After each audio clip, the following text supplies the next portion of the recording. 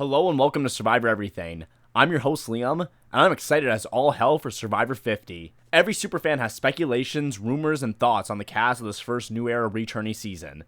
From what I understand with the limited knowledge that's out there that can barely be sourced, Survivor 50 is rumored to have major casting cuts, and some of those casting cuts will be on this fan list as well.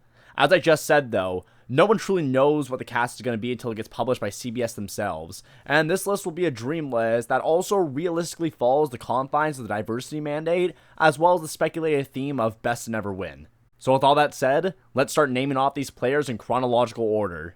The first contestant I want to see back on Survivor 50 appeared all the way back during the third season of the show, and was even considered an all-star later on, and that is Lex Vandenberg. Lex was the forefront strategist on his original season back in Africa, and if he had been there sitting at the final two, even up against Ethan, it's hard to believe that Lex loses the game, but I don't think that Lex would have taken Ethan that far if it was up to him anyways. Lex isn't just a strategist or narrator, but he's a character as well, someone who took the game very seriously, while on and off the island. He was intense when he played, if he was running the game like in Africa, or if he knew he was about to go home like in All-Stars. Sure, pre-game alliances was something that helped Lex in Season 8, but it was also the downfall of him. And if Lex had just stuck to what he was doing currently on the island and not the allegiance that he had made with Boston Raw pre-game, Lex would have had the opportunity to flip the game in his favor and take it over like he did in Africa. Lex fell short in All-Stars, but he clearly played a good game and he set himself up on the island really well during the pre-merge. And I still think that he has a lot of game left in him.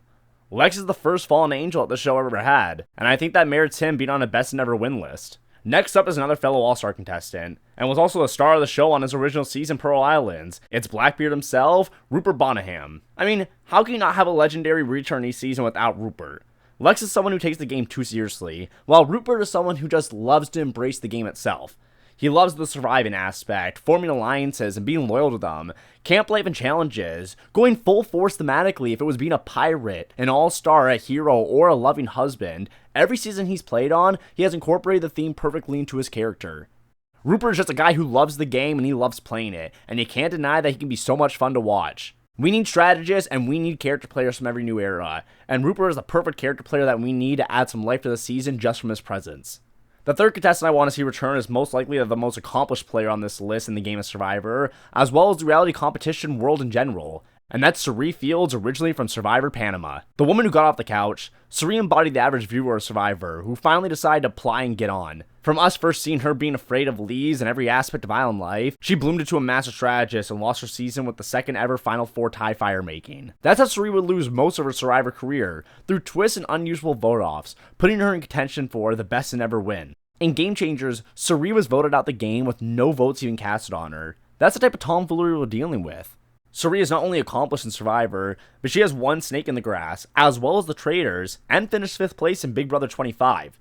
Cirie is a master strategist, the creator of the 3-2-1 split vote, and no matter how many times she plays Survivor or any other game, she can easily form solid relationships and make correct reads on the game she plays, allowing her to stay for a long time, even if she's a clear threat. If Cirie doesn't get voted out immediately or idled out like she did in Heroes vs. Villains, then she will most likely be a dangerous player that makes it to the finale for a 4th time. The second woman I'd like to see back is also the first player to ever make it to the Final Tribal Council twice, back-to-back nonetheless, and that is Amanda Kimmel. Amanda is a woman who in every season she's played, been a part of a majority alliance, even in Heroes vs. Villains, where she was in no danger going out pre-merge, and was only then targeted during a Paganing. Amanda is really able to insulate herself socially. Even though she has a really dry demeanor, people still seem to really like her. Amanda had an amazing idol play during Survivor Micronesia, and she was the one who spearheaded blindsiding James while he only had 2 idols at the final 7 of Survivor China. She knows when to make a move, and when she does, it's most certainly going to be a devastating blow to someone's game. Obviously, her biggest issue is that Amanda is horrible at articulating herself and her gameplay when presenting herself to the jury during Final Tribal Council. The fact that Amanda got 3rd place and not 2nd in China really shows just how bad she is at presenting herself in front of the jury. If Amanda can be the first ever player to make it to Final Tribal Council 3 times, then maybe this time a more grown Amanda will have a chance at actually convincing a jury to give her the win. Next up is a person who most likely would have won any other season they played on, but up against the first perfect winner, they instead got 0 votes to win, and that's Steven Fishbach from Survivor Tocantins and Survivor Cambodia. Steven is one of the smartest players to play this game, impressively good at puzzles and strategy, and wasn't the worst at physical challenges either. The only issue is that Steven voted out Tyson early in the merge due to his fear that Tyson was going to go on an immunity run. But this turned out to be a nail in Steven's coffin, as the only person who could compete with JT, the golden boy of the season, was out the game, leaving JT to be the one to secure an immunity run instead. Because of this, Steven never gets the chance to vote out JT later in the merge, forcing himself to have to sit next to him at Final Tribal Council. For as good as a game that Steven had played, maybe even a better strategic one than JT, there was no doubt that JT dominated the game socially, with players wanting to end their games just to have JT be able to get further, and there was no way anyone could compete against a social game like that.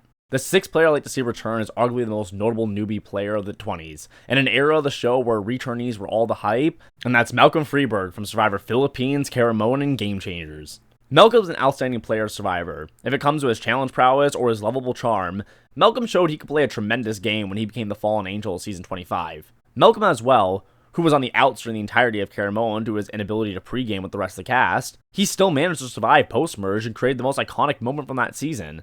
Malcolm's game in Game Changers is cut short due to JT, and I think that Malcolm still has a lot of game left in him.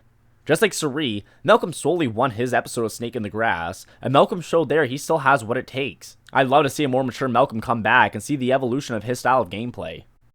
Up next is Tasha Fox from Survivor Cagayan and Survivor Cambodia. Tasha is a strong physical player, being maybe the best physical player of the Brains tribe in her first appearance. Tasha knows how to stay calm, under the radar, and can also make crucial relationships when she needs to. We saw Tasha and her Brains tribe mate Spencer both get the Final Tribal Council in Survivor Cambodia, but they were sitting next to Jeremy, who destroys anyone at that specific Final Tribal Council, similar to Fishback sitting next to JT. Tasha, in her first run, also won 3 individual immunities, a crazy amount, which is the most that anyone on this list has gotten so far in one season. Tasha is a strong player who deserves another chance, and I'd be glad to see her back on my TV screen.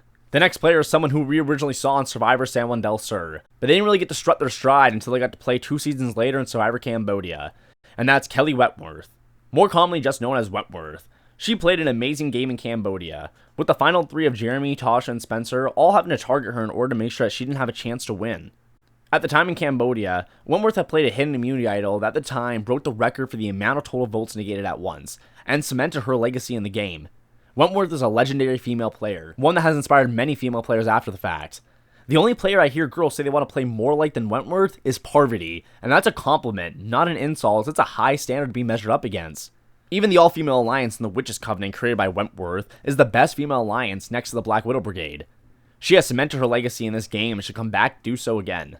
This 9th player is someone who faced one of the most brutal blindsides of all time, and that's Michaela Bradshaw from Survivor Millennials vs. Gen X and Survivor Game Changers. Voted out the very tribal right before the merge, Michaela was targeted by her own millennial allies due to the fact that she was too strategic and strong of a player. Yes, that was Michaela's fault in the first place for not managing her threat level better, but the very next season in Game Changers, she makes it very far using a meat shield strategy. I don't see why in Legend seasons like this, and with other new era players who are still fresh in people's minds, someone like Michaela would be targeted immediately. She has the mind for social games like this, and if she can successfully use a meat shield strategy again and make it far in the game, a more mature Michaela might reach the end and win it all. And if she hasn't matured, then we get a character villain who we will end up enjoying watching lose again, so it's a win-win for us no matter what. This next player is the only person who can match Suri and arguably best to never win, and he cemented his legacy in just one season, and that's Dominic Abada. Dominic is an aggressive, strategic threat that has a modern Boston Raw vibes. He can be demanding, conniving, and charming all at the same time. Dominic has no problem being fun TV, being great in confessionals and making flashy moves like playing fake hidden immunity idols. Dom is the only player to ever tie in a jury vote at the Final Tribal Council, turning the 3rd place finisher into a member of the jury herself, with her choosing Wendell to win over Dom. For as good as Dom is, his flashy and aggressive nature did cost him some jury votes, but it won him some as well. As furthering my Boston Rob comparison, Dom played more like Boston Rob in All-Stars, souring some of the jury and losing the game in 2nd place. But like Boston Rob, Dominic could come back and make it to the end again, and this time have a better understanding of jury management and how to convince them instead of turning them off. It's criminal Dominic hasn't returned already, and that needs to be changed now. Another player from a pre-new era who has shamelessly only played once, and it's the Professor of Robotics himself, Christian Ubicki. Christian is up there as one of the smartest contestants to ever play, and I would say he's even above Fishback in this category. Christian has such a geeky charm to him, and it's just hard not to love him for almost just the stereotype he is. Christian is very good at this game, and he is very comfortable speaking, and I do think that he would make it far again.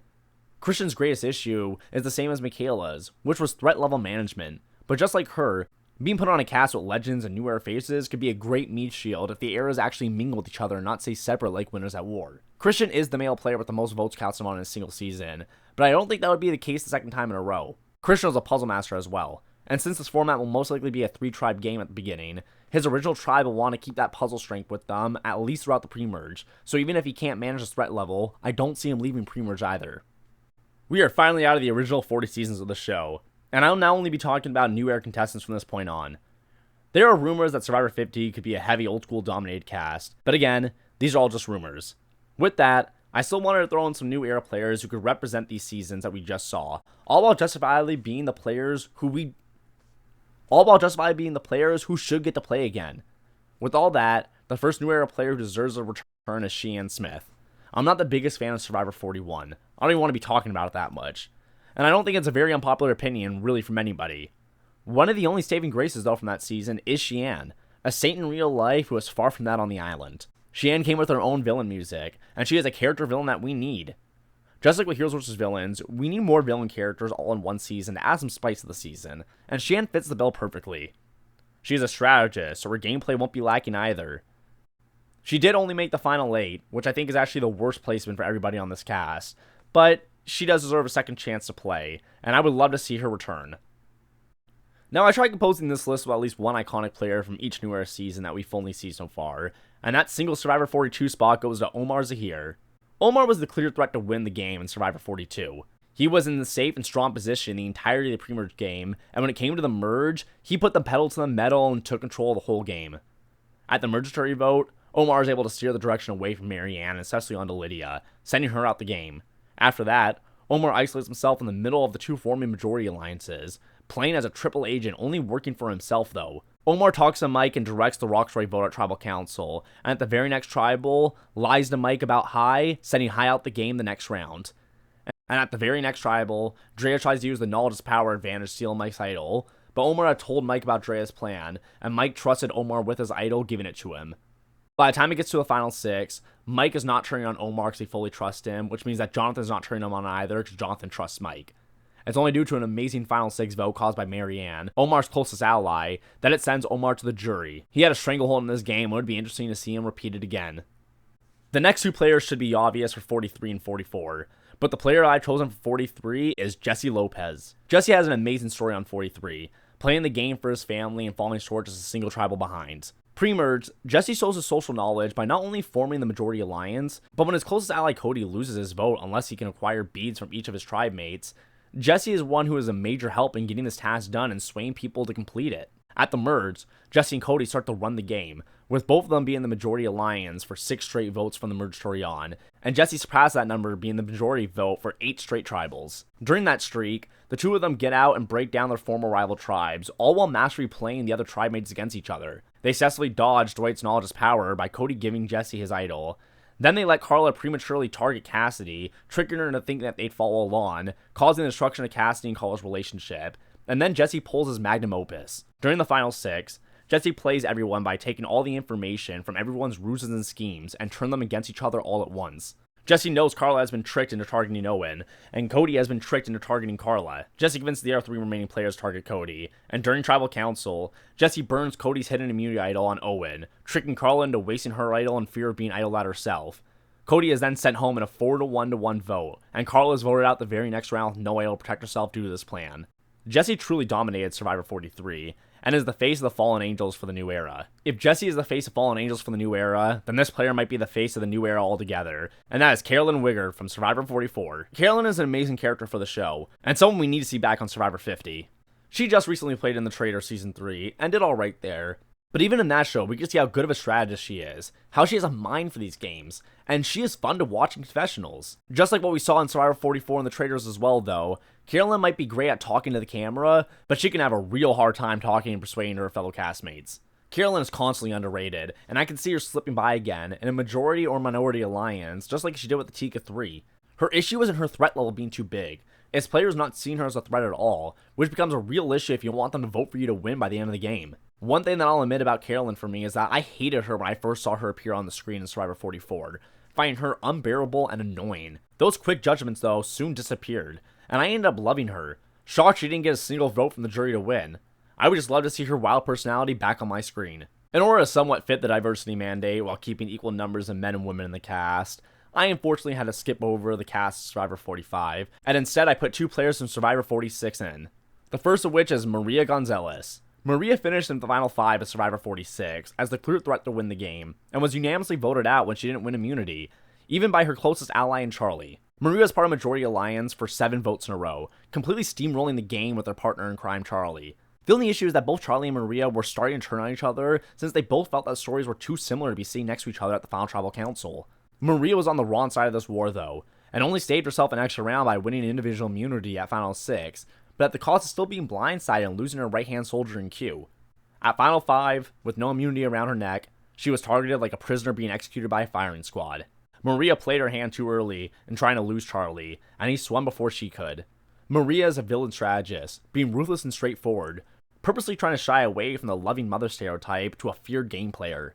Maria as a player deserves a second chance. My next player was the perfect teammate and rival for the aforementioned Maria Gonzalez, and is arguably the best player to never win in the new era, and that is Charlie Davis from Survivor 46. Charlie and Maria ran this game, but Charlie just did it better. Though Maria beats Charlie for the number of times that she was in the majority vote due to the mid-game blunder Charlie had made, Charlie was just the overall better player. He formed more crucial relationships than Maria did. He solidified himself with Kenzie post-murder set of Q, giving him more allies, and his relationship with Ben helped him out incredibly. At the tribe right before Mergatory, Charlie and Maria are at the crossroads if they should vote with the girls or the guys. The girls is the clear better option for Maria to stick with, but despite it being in her best interest, Charlie is able to convince her to vote with the guys, allowing Charlie to continue to cultivate this new relationship with Ben. At this point, Charlie's in the majority vote for every vote after this round except for his one mistake vote on Venus during the Mariah boot. When Ben wins his final 4 immunity, Charlie's relationship with Ben takes him to final 3 automatically without having to risk going to fire, which is a plus for Charlie's game. It wasn't that he was being taken to final 3 due to being seen as weak. Liz would have been dragged for that. But Ben genuinely formed a friendship with Charlie, which still continues outside this game today. When the final vote comes to the jury, it's a 5-3 split, with Charlie losing by 2 votes. I did say I love a bitter juror who can be spiteful in their final words, but I also appreciate when they also still vote for the best player to win. Kinda like how Penner votes for the winner in Survivor Cook Islands and Philippines. If Maria had voted for Charlie, causing a tie between the jury, then Ben would have become the final member of the jury himself, and he would have voted for Charlie to win the game in the same fashion that he voted for Charlie to come to the final 3 with him. Charlie is a phenomenal player, and maybe the best of the new era, and he needs to be a lock for Survivor 50. The final member of my somewhat realistic Survivor 50 cast is the Canadian queen herself, Genevieve Michalak from Survivor 47. Genevieve was given a silent edit for the first few episodes of Survivor 47, seeming like a non-player for the game, until she struck like a snake hiding in tall grass when she protected her ally in Roman being voted out by blindsiding Keyshawn in the process, sending him home instead. After that, Genevieve got a sufficient content boost and became a real threat in the game, just a threat too soon. What's fun about Genevieve is that she's a prissy upclass girl who wasn't afraid of the outdoors, she just really hated it. She hated the dirt, the bugs, the conditions, I mean she even hated aspects of the game. It was all a blast for me to see random moments of her filled with contempt, like when she swore there better be an idol on that buoy out in the ocean because she hates getting wet for no reason. Or there was a moment when she's running around the island with everyone else looking for money to have during the upcoming auction, and she hates this too, only motivating herself by dangling an imaginary carrot in front of her in the form of listing off her favorite foods. And if you couldn't tell that she was Canadian, when she lists off poutine as one of the foods that she is hoping for at the auction, that should give it away pretty quickly. Genevieve was a smart player, making fake idols and directing blindsides, and in a second chance with threats all around her, just like with many of the other players on this list, her threat level won't seem so big in comparison. Genevieve was voted out in 5th place, and she played a great but flawed game, and with return, she could fix a lot of the social mistakes that she made the first time around. Genevieve is the last player on this list I'd like to see return. So there it is, my Survivor 50 in the hands of the fans cast. I really wanted to put in players like Coach, Spencer, Cody, and even David from Survivor 48, but I needed it to be 18 players for the suspected 3-tribe format, and I needed an equal number of men and women while trying to follow the diversity mandate. But all these players are great players who all deserve another chance to play the game, since they all have plenty of game left in them. I really wish we could have had a new era returning season to really filter out the greats from the new era to give those specific players more star power to put onto the legend season, but we gotta work with what we got. If you guys enjoyed this video, why don't you please leave a like and subscribe. If you enjoyed this video, why don't you guys please leave a like and subscribe. And why not list off who you want to see in Survivor 50 as well. Everybody grab your torches. I'll see you in the next one.